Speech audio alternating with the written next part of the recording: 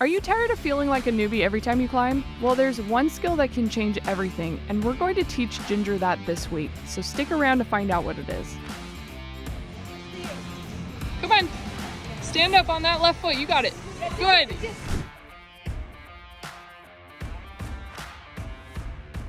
Previously on Ginger's 6-week challenge. A year ago, Ginger was hospitalized and on a ventilator with full body paralysis due to an autoimmune disease called Gianna Barre. Since then, she's relearned how to walk, talk, and is now ready to build back her strength and coordination. Ginger's goal? Climb her first B3 in 6 weeks. Meg and I taught her the basics of climbing, and she conquered a new technique called the Rover. Yes, beautiful.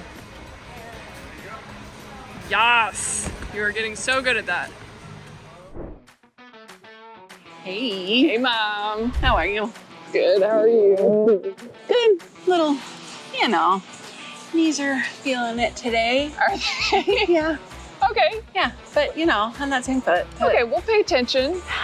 I'm ready to make some moves. This week, we'll see Ginger face her hardest route yet and push herself to new heights. Will she be able to send this pink route? Plus, it's time to teach her the technique that will take her from the complete newbie to a next level climber.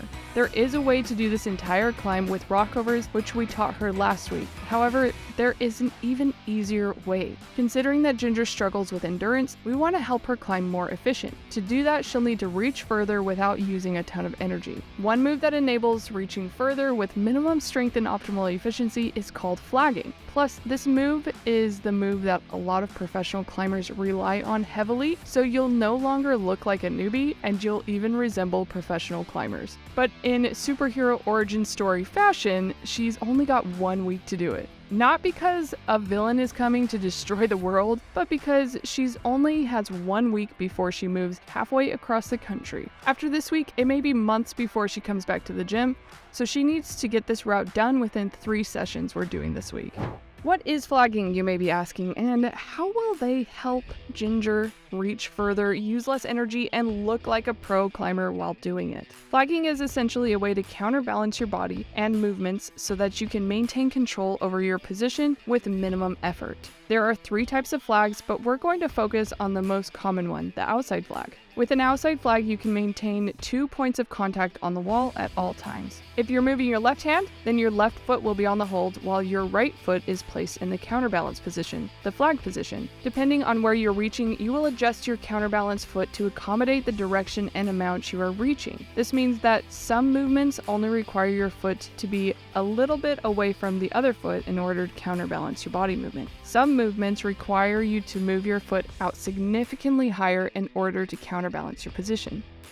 We talked to Nathan and told him that we were working on climbing, He's like, oh no, I'm gonna come back and you guys are gonna be better than me. And I'm like, I would love to be able to be like, hey, can you do this?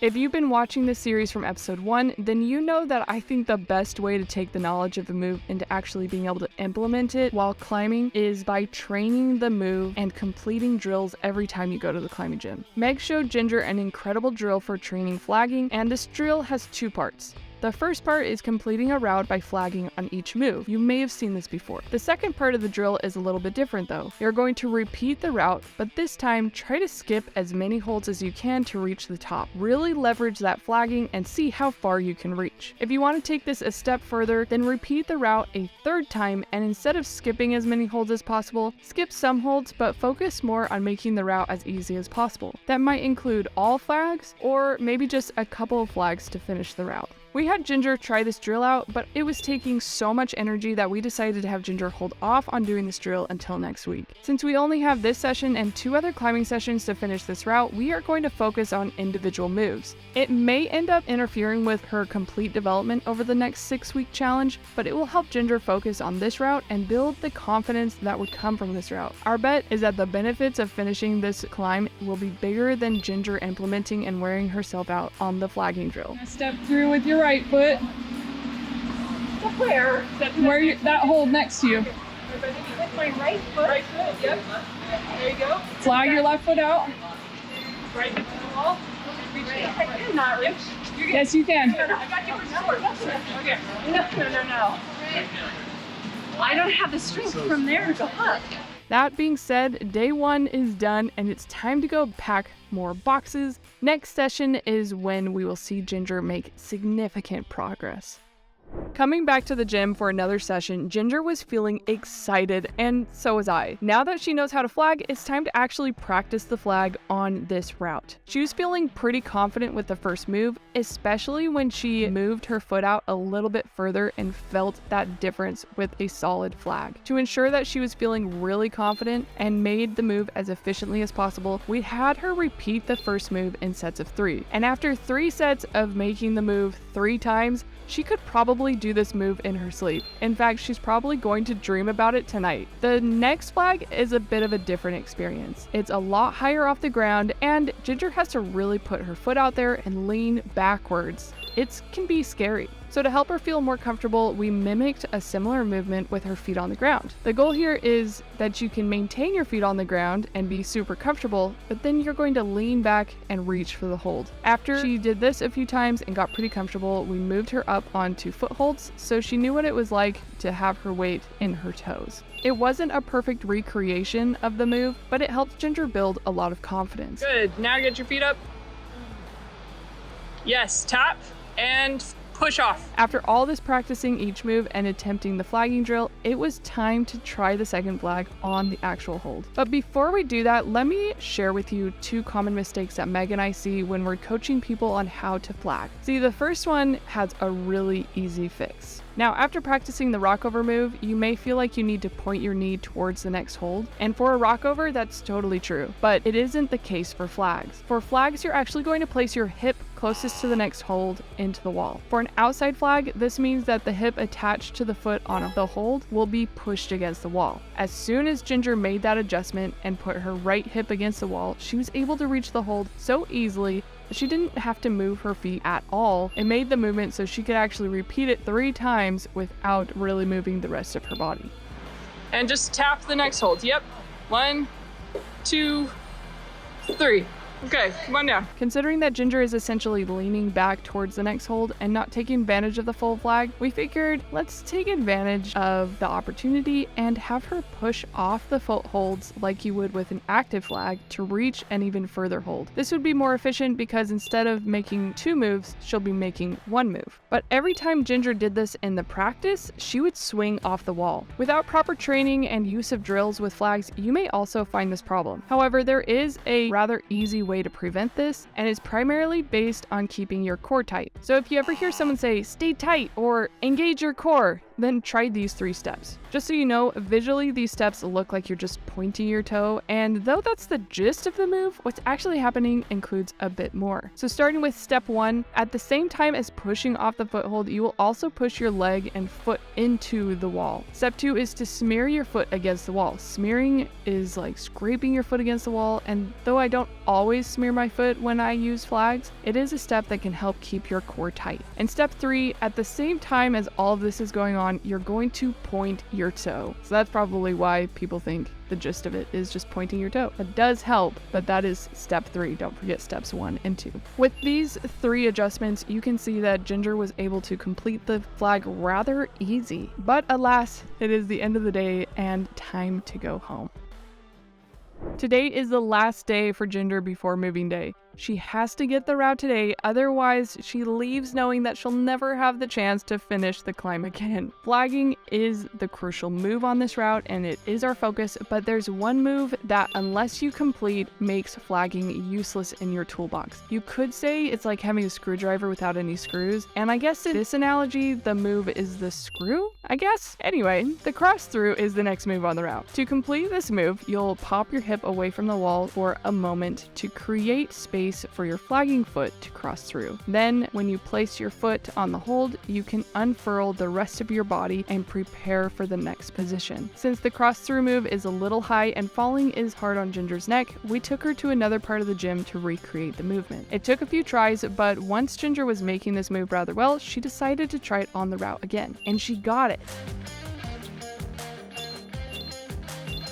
If you practice this skill and still don't feel comfortable doing it while climbing, then try this drill. Move from one side of the wall to the other using only cross-throughs. Then repeat going the other way. That way you're crossing through on your left foot and on your right foot. To make it harder, go up and down as you work your way across and experiment with different foothold sizes. The smaller the foothold, the harder it's going to be.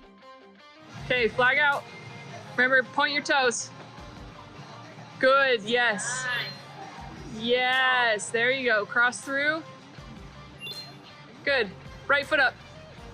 Okay, we're just going for that left hold. Now that she's got the cross through finished and ready, let's talk about another move that is usually paired with flagging and called a high step. In this case, on this route, the high step isn't necessarily paired with the flag, but it is necessary for this route, and that's why we're going to talk about it. A high step is especially important for routes that have limited holds, unless you have Meg's reach, which is like really tall. Since a high step is so far off the ground, we tried to recreate the move on different parts of the route. In addition to removing the falling problem, practicing moves near the ground also makes it so you can practice with full energy since you don't have to climb to get into position. We weren't able to do a great recreation of the move without a volume, but we were able to practice activating the right muscles for the high steps. And this brings me to 2 tips if you find that high foot is really challenging. 1, if you know you have to do a high step on the route, do a couple of high knees to activate the right muscles before getting on the route. This doesn't have to be fast. You can even just stand next to the wall and try to touch a hold as high up as possible with your toe while standing on the ground. Tip number 2 is that you may benefit from moving your hips away from the target hold so that you don't need to be as flexible to make the move. As soon as you get your foot in place though, move your hips over that foot so your weight is in your feet instead of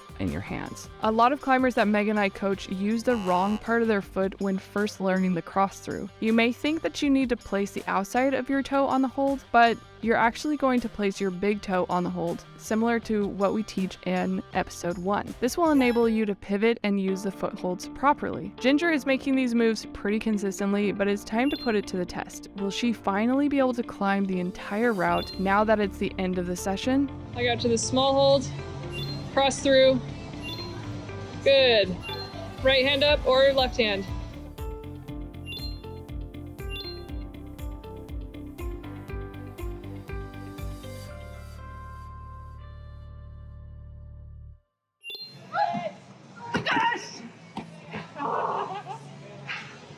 Did you feel That was a far fall.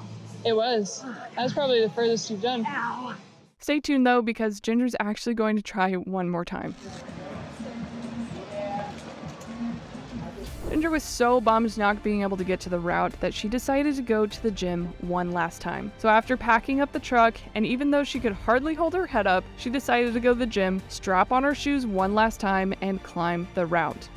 Ginger tried this route a couple more times before calling it. You can tell that she didn't have the energy to finish the route. Maybe if she hadn't spent the entire day packing up a truck, and maybe with proper recovery, she would be able to finish. I considered editing this part out, just having the episode end at the end of day 3, but what Ginger is experiencing is exactly what everyone who climbs at the gym will experience.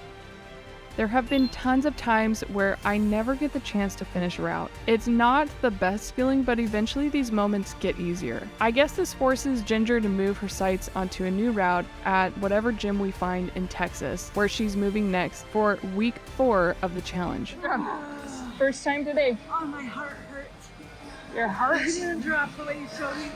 Cut off.